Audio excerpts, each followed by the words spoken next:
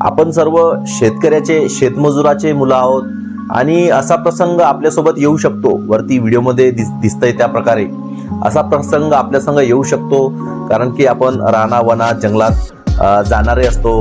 तर असा प्रसंग जर आपल्यासोबत झाला तर यातून स्वतःला वाचवायचं, तर यावर आपण एक छानपैकी व्हिडिओ अगोदरच बनवलेला आहे। तर तो त्याची लिंक मी तुम्हाला आपल्या डिस्क्रिप्शन मध्ये देतोय। ज्याने नसेल पाहिला तो आवर्जून पहा आणि या बिबट्यापासून वाचण्याचे चान्सेस आहे माणसाकडे। म्हणजे बिबट्या हा सर्वात चतुर प्राणी आहे, वेगवान आहे तो।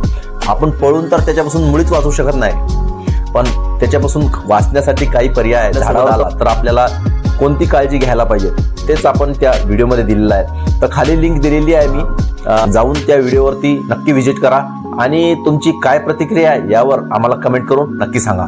आणि व्हिडिओ आवडला तर आपल्या चॅनलला सबस्क्राईब नक्की करा। चला तर मंडळी, व्हिडिओ